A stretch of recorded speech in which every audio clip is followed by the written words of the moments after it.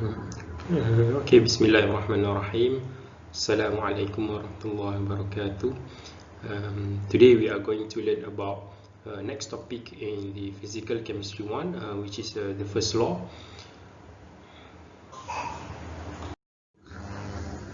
Okay, so to discuss the thermodynamics, so we often refer to particular system in which the universe is divided into two parts, which is systems and surroundings. As for the system, it is a part of the world or object or set of objects in which we wish to consider or that we have a special interest to discuss regarding the thermodynamics. And then we have the surroundings, which comprise the region outside the systems or everything else in the universe other than the systems is referred to the environment. So the types of system can be divided into three. So we have open systems, closed system, and isolated system. So if the matter can be transferred through the boundary between the system and surroundings, but the energy can be exchanged between the system and the surroundings, so we call it as open systems. So if the matter cannot pass through the boundary, but the energy can be exchanged between the system and surroundings, we call it as a closed system. So for both open and closed system, the energy can be passes through. So there can be an exchange of energy for open and closed system. But for the isolated systems, neither matter nor energy can exchange through the boundary or between the system and the surroundings. So in other words, the isolated system is a closed system that has neither mechanical nor thermal contact with its surroundings. Okay, so as you can see here in this figure, it represents the three systems, which is we have the open system. So if you look at the open system, so the matter as well as the energy can exchange between the systems and the surroundings. As for the closed systems, only the energy can exchange between the system and the surrounding. So the matter is cannot be exchanged or passes through the boundary. While for the isolated systems, both energy and the matter cannot pass through the boundary between the systems and the surroundings.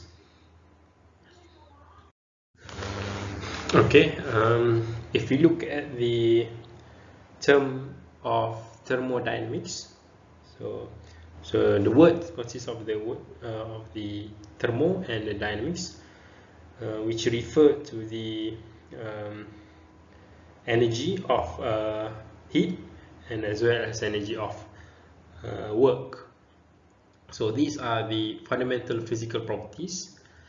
So basically the thermodynamics is a study of processes in which the energy is transferred as heat and as work. As for work, so it is a motion against an opposing force.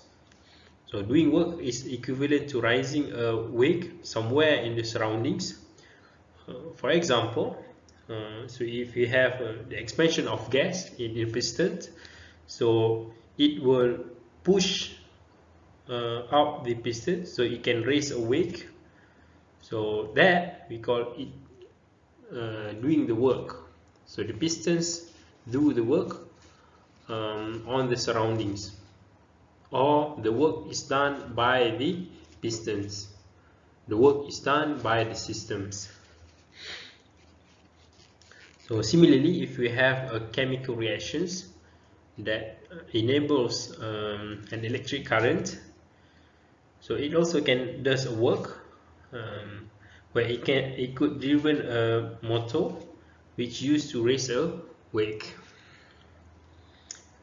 As for the energy of the systems, So it is a capacity of the system to do work.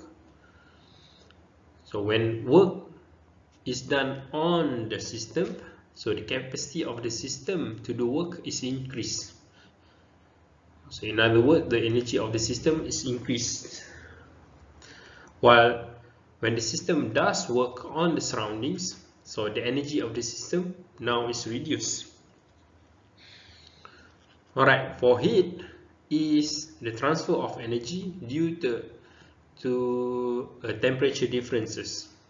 So for example, when a heater is immersed in a beaker of water, so in this case the water is the system, so the capacity of the system to do work increases because the hot water can be used to do more work. Alright, and then next we need to understand about the exothermic process and endothermic process. For the exothermic process, it's a process that releases energy as heat into its surroundings, while endothermic process is a process in which energy is acquired from its surrounding as heat. Okay, we define the internal energy of a system as the sum total of all the energy of the molecules within the system. Or the internal energy is the total energy of a system. It is the total kinetic and potential energy of the molecules in the systems. And we have denoted delta U. Delta U here represents the change in internal energy. So it is the change of internal energy when the system changes from an initial state I with internal energy Ui to a final state of internal energy Uf. So the difference between this state of internal energy is denoted as delta U, which is the change in internal energy. The internal energy is a state function in the sense that its value depends only on the current state of the system, whereby changing any one of the state variables, such as the pressure, results in a change in internal energy. So state variable is the quantity which describes the state of the system. So state variables are the quantities which describe the state of the system. For example, the pressure, the volume, temperature, mass, number of molecules, all these are called the state variables. While the heat and work is not the state variable, because the heat and work are the thermodynamic process that can change the system from one state to another. Okay, so the internal energy, heat and work are all measured in the same unit, which is the joule. The internal energy of a system may be changed either by doing work or heat transfer. For example, the internal energy of a system, it will increase if work is done on the system or if heat is added into the system, so that the internal energy of a system will be increased because the work is done on the system, so that it will increase the energy. And if the heat is added into the system, so it will result in the increase in internal energy.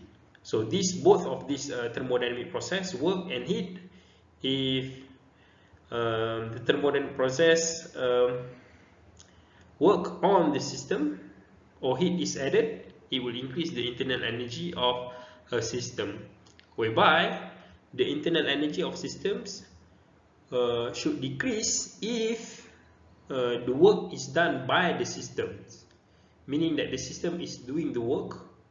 When it's doing the work, so the energy within the system will reduce or will decrease. Similarly, if heat flows out from the systems, so it will result in the decrease in the internal energy of the system. So now that we can understand that these thermodynamic processes, it can change the state of the internal energy from one state, which is from the initial state, to the final state.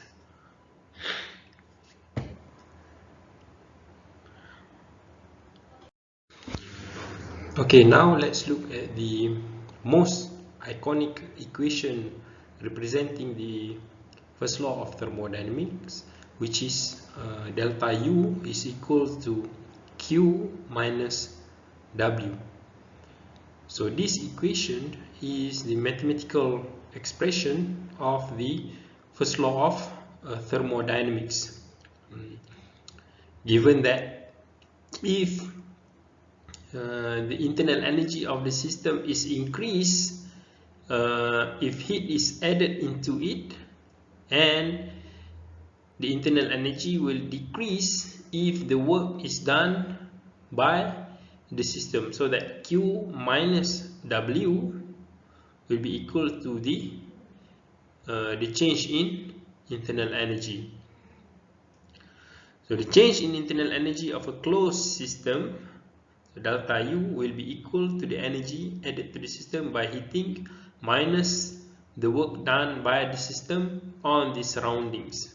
So Q here is net heat added to the system.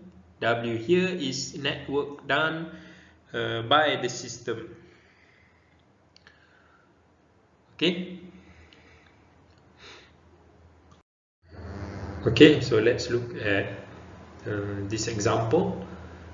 If an electric motor produces 15 kilojoules of energy as mechanical work and lost 2 kilojoules as heat to the surrounding, so what is the change in internal energy of the system? So we need to apply the first law of thermodynamics, which is the delta U, which is the change in internal energy, is equals to the Q minus W. So Q here is the heat, and now the heat is lost to the surroundings. So if it lost 2 kilojoules, means that Q will be equals to negative 2 kilojoules. So while for the W, which is the mechanical work here, so it produce 15 kilojoule of energy. So the work can be done by the system is 15 kilojoule. So applying the equation, so delta U, Q is equal Q minus W. So Q is negative 2 minus W. So minus 15 kilojoule of energy. So the answer will be negative 17 kilojoule. Okay. Okay, to understand the basic concepts, so let's analyze some of the thermodynamic processes by choosing a very simple system such as ideal gas, a fixed mass of an ideal gas enclosed in a container fitted with a movable piston. As you can see in the figure at the top right here, so we have an ideal gas in a cylinder with a movable piston. So take this as a very simple system to help us understand one of the thermodynamic process. So in this case, let's learn about the isothermal processes. So when we talk about isothermal processes, isothermal means a constant temperature. So it is a process such as adding heat or doing work that is carried out at a constant temperature. So the important keywords here is the constant temperature. Delta T is equals to 0. Isothermal process, delta T is equals to 0. So For example, if this system, by using the ideal gas, then we know that PV will be equals to nRT for a fixed amount of gas kept at a constant temperature. So PV will be equals to constant since T is constant temperature. So a PV diagram, so you need to understand the term that we use here is the PV diagram. It means that a graph of pressure P versus volume V. So the PV diagram for the isothermal processes for a gas in this particular system, it will follow a curve like A, B in the figure here. So we have PV diagram. So it will follow the curve like this in the figure. So from state A to state B, from the initial pressure and initial volume, and so the gas will expand to the final volume V here and the final pressure. Okay, but the processes occurred under a constant temperature. So the gas will expand. So when the gas expands, so it will do an amount of work W, right? So the gas will exert a force. So in exerts a force, the pistons move, so it does an amount of work. So the work is done by the system. Right, next, the temperature is kept constant, so the internal energy does not change. So you need to understand that the delta U will always equals to N CV delta T. N is the number of molecules, the number of molecule of gas. CV here is the heat capacity, okay, at a constant volume, which is known as 3/2R, and times delta T. So the delta U will be equals to 0. Since delta T is equals to 0, so delta U will be equals to 0. So delta U is always equals to N CV times delta T. So based on the first law, by applying the first law, so delta U is equals to Q minus W. So in this example, in this thermodynamic process, the delta T is equals to 0. So when delta T is equals to 0, so the delta U will be equal to 0. So the W will be equals to Q for this isothermal process. So it means that the work done by the gas, equals to the heat added to the gas. Okay. Now let's look at the adiabatic process where Q equals to 0. Adiabatic process is a process which no heat is allowed to flow into or to flow out of the systems. So adiabatic process can occur if the system is extremely well insulated, or the process happens so quickly so that the heat, which flows slowly, has no time to flow in or out. So again, Q equals to 0 for adiabatic process. For example, if you have a rapid expansion of gases in internal combustion, where this process is nearly adiabatic process. So since Q equals to 0, by applying first law of thermodynamics, delta U equals to Q minus W. So Q equals to 0, so delta U equals to negative W. So when a gas expands, it does work, so the internal energy decreases, hence the temperature decreases as well. So because delta U equals to N CV delta T, so the internal energy decreases and the temperature decreases as well. So you can look at the PV diagram for the adiabatic process. As compared to the isothermal process, here we have the isothermal curve and we have the adiabatic curve. So the temperature is decreased as compared to the isothermal curve. So because the heat is not allowed to flows in or flows out. So when the internal energy decrease, so the temperature decrease as well. So in the reverse operations, in other words, is adiabatic compression. It compress, so work is done on the gas, so hence the internal energy increases and the temperature will rises. Okay. Okay, so for isobaric process, is a process which the pressure is kept constant. So again, by using the same example, which is the ideal gas. So if we have a constant pressure, so from the initial state under constant pressure, it will expand to the final volume by following a straight line curve for the PV diagram, as you can see in the figure here. Okay, so for isovolumetric process, it's a process which the volume does not change. It's also known as isochoric process.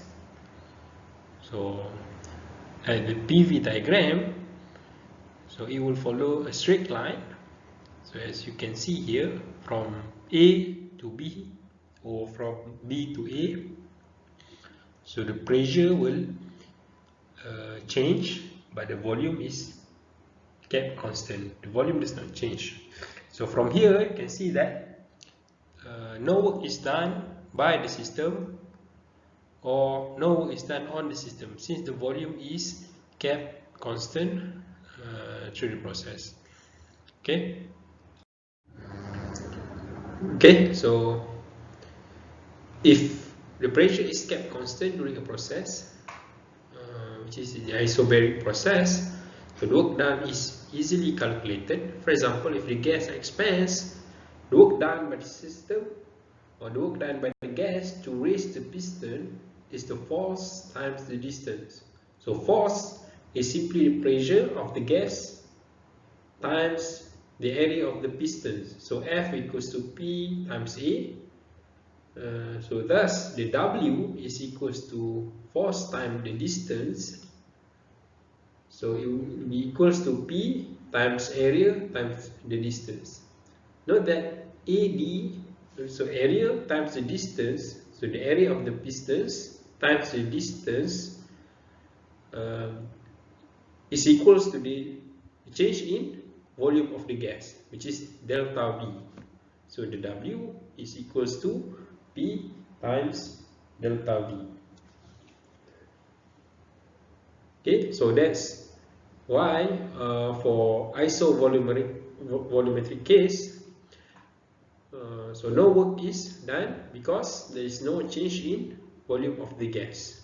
So the delta V is equal to 0. So the W is equals to 0 for isochoric process.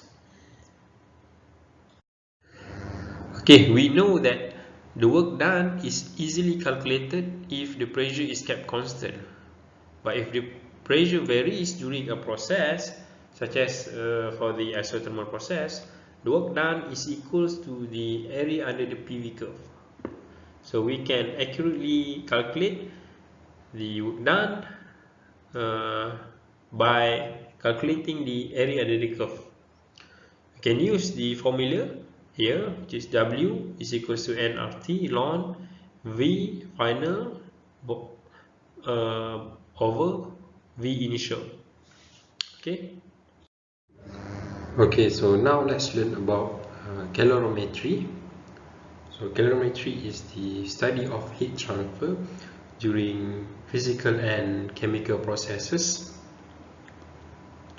Calorimeter is a device for measuring energy transferred as heat.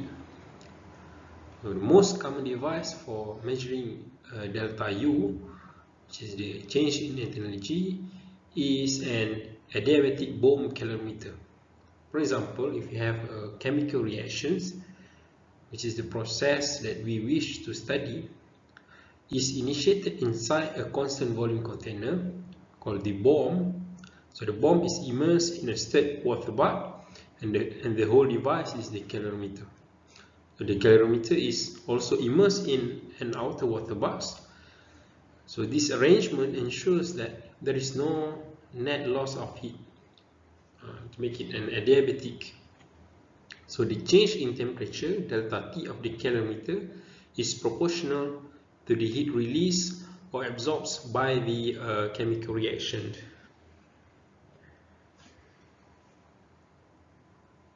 Okay, so this figures illustrates the calorimeter. So this is a constant volume Bohm calorimeter. So the Bohm is the central vessel and is strong enough to withstand high pressures. Okay, so now let's learn on the heat capacity. So we have heard about the heat capacity on the earlier slides, which denoted as CV. So let's take a look again on the heat capacity. So the internal energy of a substance increases when its temperature is raised. So if the internal energy is plotted against temperature under constant volume, so the curve obtained as in the figure here. So as we increase the temperature, so the internal energy will increase as well. So you know that this is under constant volume. So the slope of the tangent to the curve at any point of temperature is called the heat capacity of the system at that point of temperature.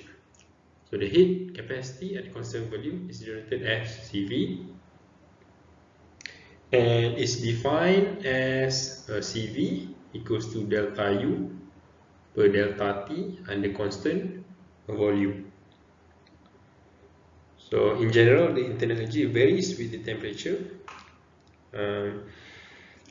So in this case, the volume being held constant. Okay, so before we deal with thermochemistry, let's understand about the enthalpy. So what is the enthalpy? So the enthalpy H, symbol H, of a thermodynamic system is defined as the sum of its internal energy U and the product of its pressure and volume. So H is equals to U plus P times V. U is the internal energy, P is pressure, and V is the volume. So H, the enthalpy, is state function, and it also represents the heat content of the object or substance that we are dealing with. Okay, so it tells us about the heat content of the, for example, the reactions, the objects of interest. The change in enthalpy delta H between any pair of initial and final states is independent of the path between them, as it's true of any state function. Okay, so when the process occurs at constant pressure, the heat evolves, meaning that the heat either released or the heat is absorbed by the systems or chemical reactions, for example. So the heat evolved is equal to the change in enthalpy. So delta H is equals to the heat evolved by the reactions or by the system. Okay. Okay, so now let's move to thermochemistry. So the study of the energy transferred as heat during the course of chemical reactions is called thermochemistry. So the thermochemistry is a branch of thermodynamics because a reaction vessel and its contents form a system, and chemical reactions result in the exchange of energy between the system and the surroundings. So thus we can use calorimetry to measure the energy supplied or discarded as heat by a reaction, and can identify Q with a change in internal energy if the reaction occurs at constant volume, or a change in enthalpy if the reaction occurs at constant pressures. So if we know the change in internal energy or the change in enthalpy for a reaction, we can predict the energy which transferred as heat the reaction can produce, right? So the release of energy signifies a decrease in the enthalpy of a system at a constant pressure.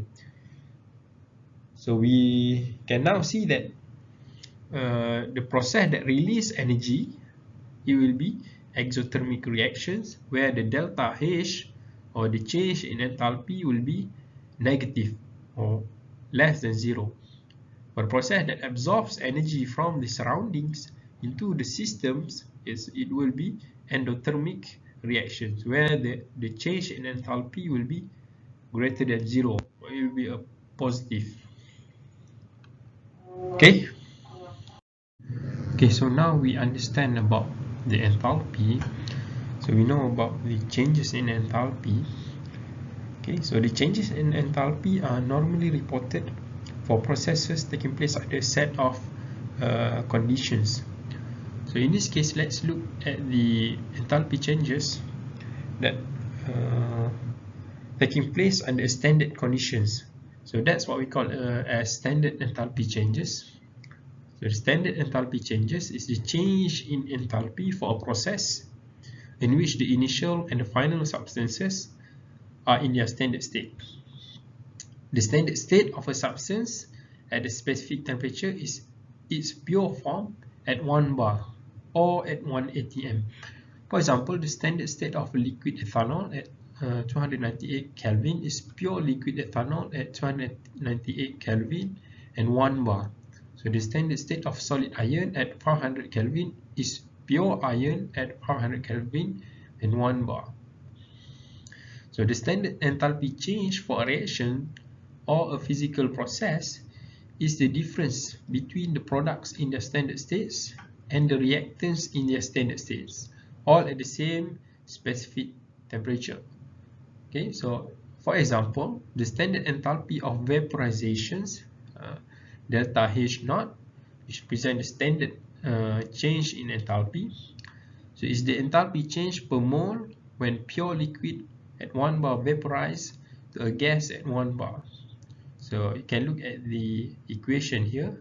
So the water at liquid vaporized to gas or steam. So the change in enthalpy we call as a standard enthalpy changes at the standard state. So it will be positive 40.66 kilojoule per mole. The standard enthalpies may be reported for any temperature. However, the conventional temperature for reporting thermodynamic data is 298.15 Kelvin, which corresponds to 25 degrees Celsius. So unless otherwise mentioned, all thermodynamic data will refer to this conventional temperature. Okay, and then on enthalpy of physical changes. So the standard enthalpy change that accompanies a change of physical state is called the standard enthalpy of transition. So one of the example of standard enthalpy of transition is the standard enthalpy of vaporization. So delta vap H naught to represent the standard enthalpy. So another is the standard enthalpy of fusion. So the standard enthalpy change accompanying the conversion of a solid to liquid, as in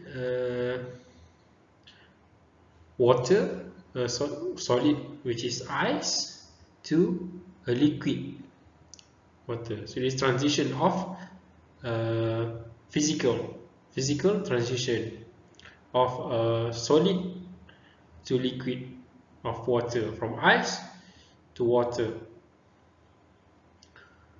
right? So as in this case, it is sometimes convenient to know the standard enthalpy change at the transition temperature as well as at the conventional temperature.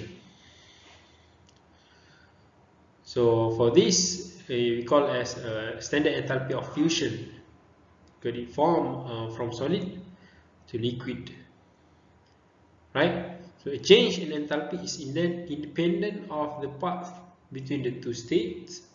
It implies that the same value of delta H naught will be obtained. However, the change is brought about between the same initial and final states. Okay, we continue with enthalpy of physical changes. So as an example, you can picture the conversion of solid, ice, to a vapor. So first, we consider the direct conversion from a solid to gas or vapor. So from ice to a vapor. So we call this as a direct conversion or process of sublimation. Process of sublimation. So it has a change in enthalpy of sublimation. So the change of enthalpy sublimation is direct conversion from solid to a vapor.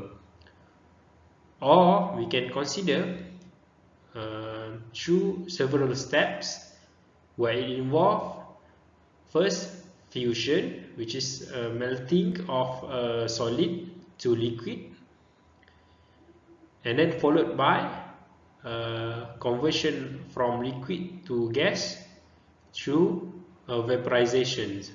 So we have two steps here. First, melting.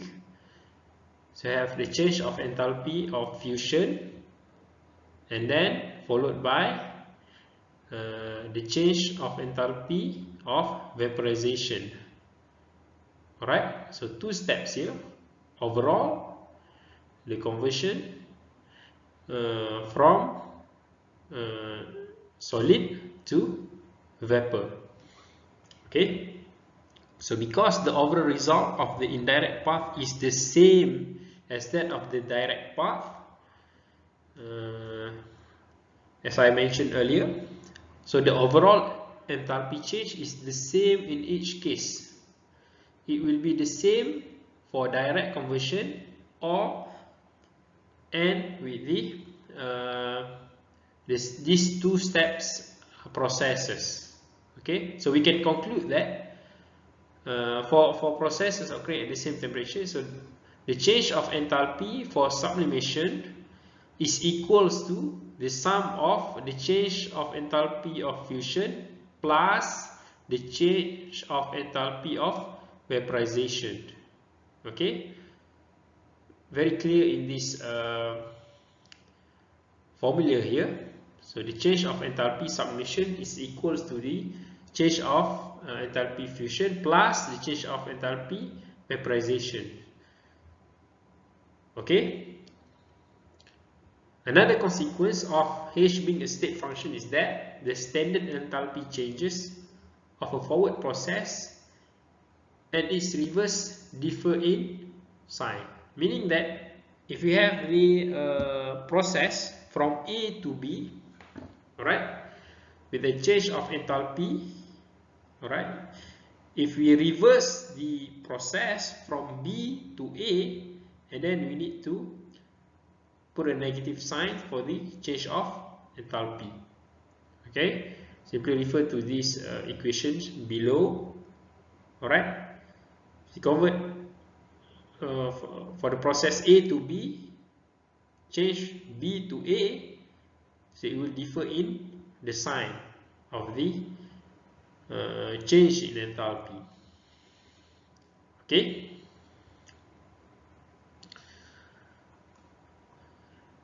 So we can conclude that the change in enthalpy is independent of the path between the two states. For the first example here, all right.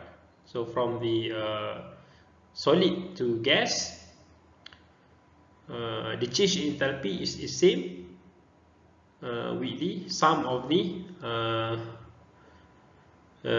two steps of the from solid to liquid plus to liquid to gas. Okay. Okay, so this table show the different types of enthalpies for enthalpies of transition. So we have fusion, vaporization, sublimation, mixing, aeration, atomization, ionization, combustion, formation, and activation. Right, so these are the summarize of different types of enthalpies. Okay, so now let's look at the enthalpies of chemical changes. So enthalpy of chemical changes is an enthalpy change that accompany a chemical reactions. Right, so there are two ways of writing the equations. One, we write the equations here with the enthalpy, the change of enthalpy node.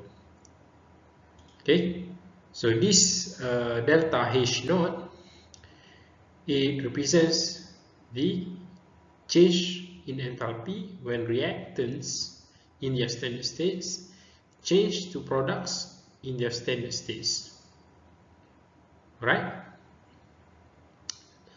And alternatively, we can write the equation, but we specify the change in enthalpy or delta H as the change in enthalpy of reactions.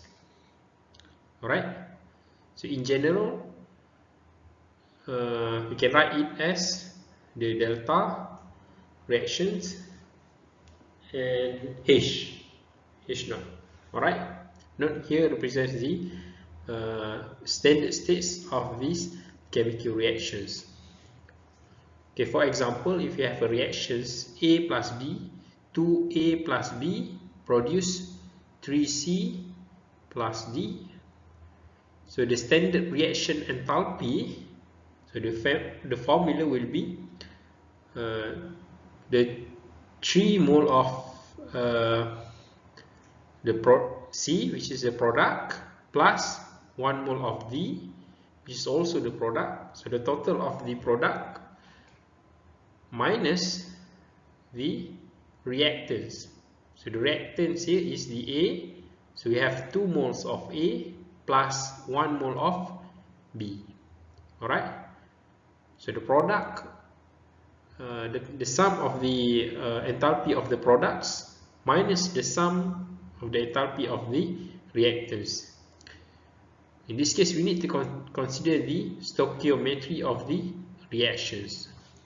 So if you look at the equation here, 2A plus B produce 3C plus D.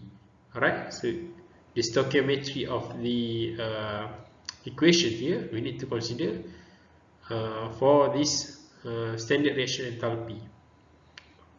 Alright, so in general, the delta H for this reaction will be equal to the sum of the enthalpy of the products minus the sum of the enthalpy of the reactants. And don't forget to consider the stoichiometry of the reaction. Alright?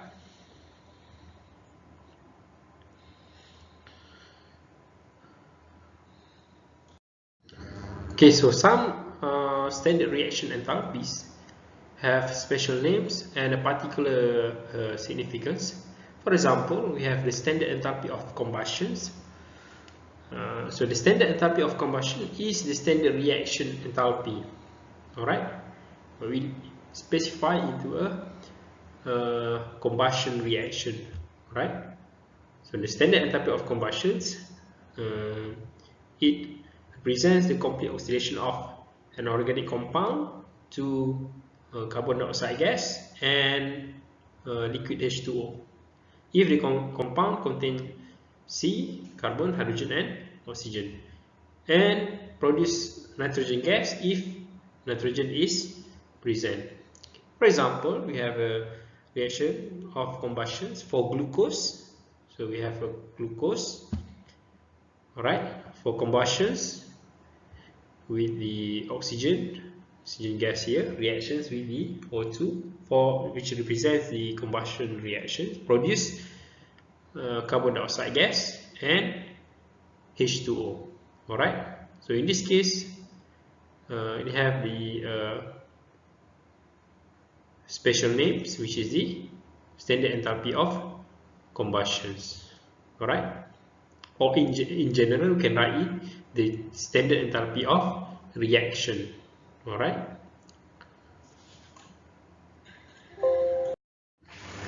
Okay, so now let's learn about the Hess's law.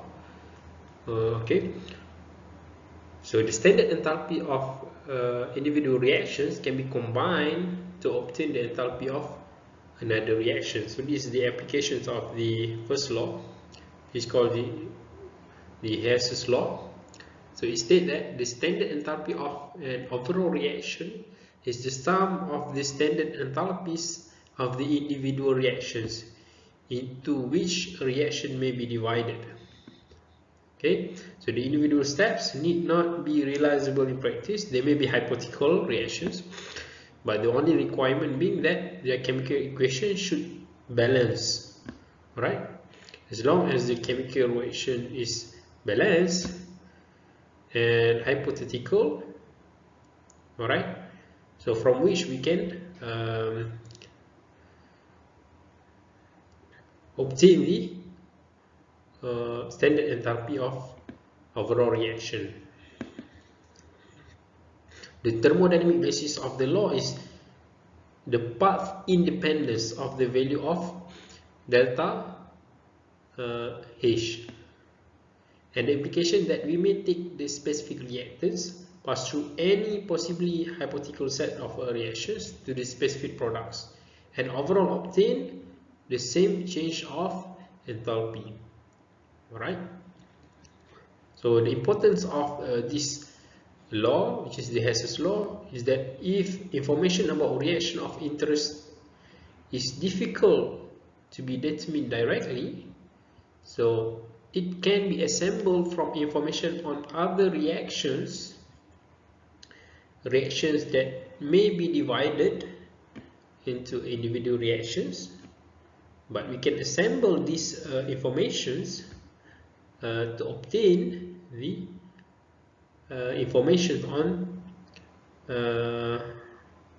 the reaction of interest, which is based on the Hess's law.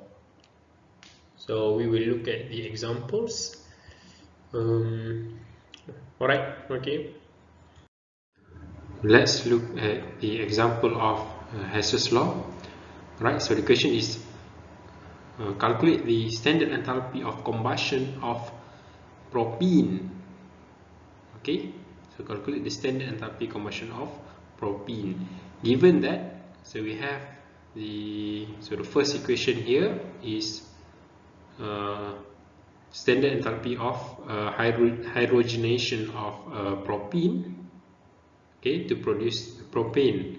All right, given that the enthalpy of standard enthalpy of reaction, okay, the standard enthalpy of reaction for hydrogenation of propene to propane is negative 124, and then we have the combustion of propane to produce carbon dioxide and H2O, okay, with negative 2220 kilojoule per mole. So this is the standard enthalpy of reaction or standard enthalpy of combustion for propane.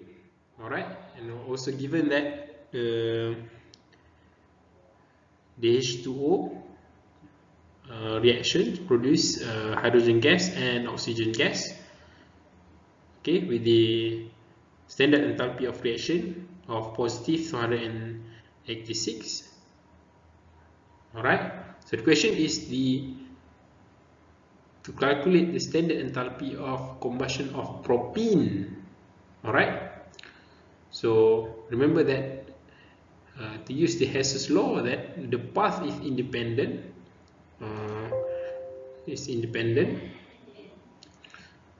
Alright, to the individual reactions. Alright. Okay, so we can calculate using this given equation to produce the standard enthalpy combustion of propene. Alright.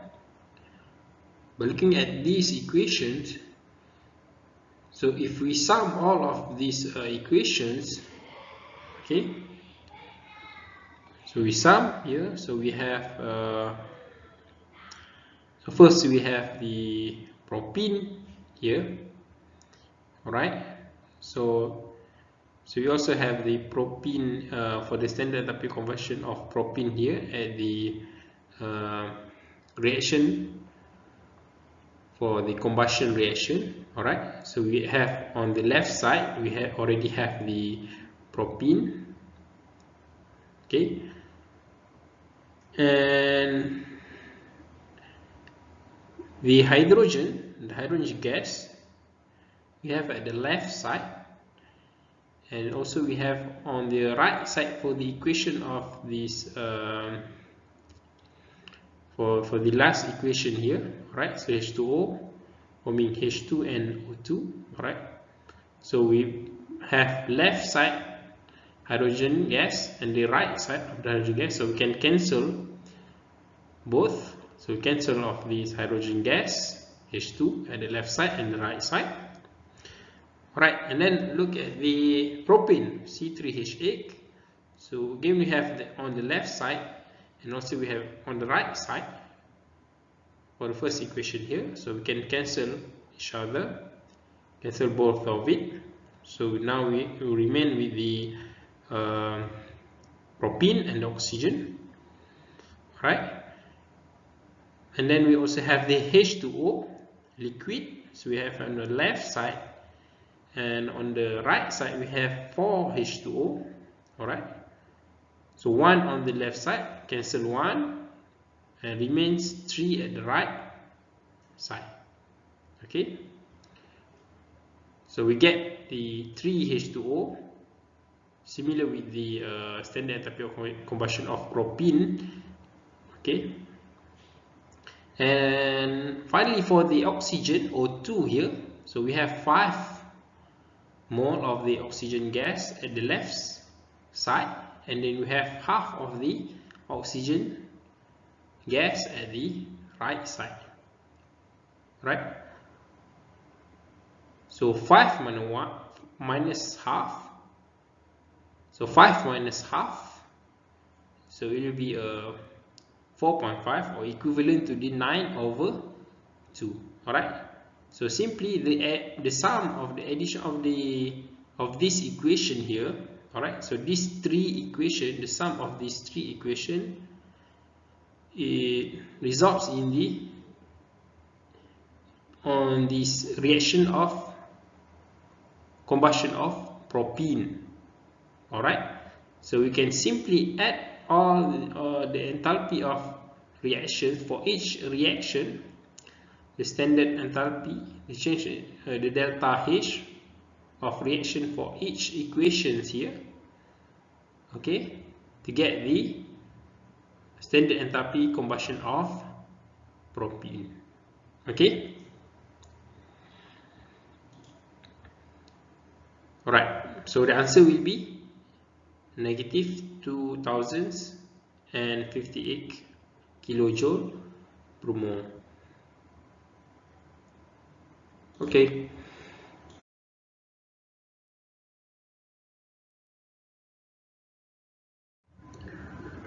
Okay, so now let's learn about the standard enthalpies of formation.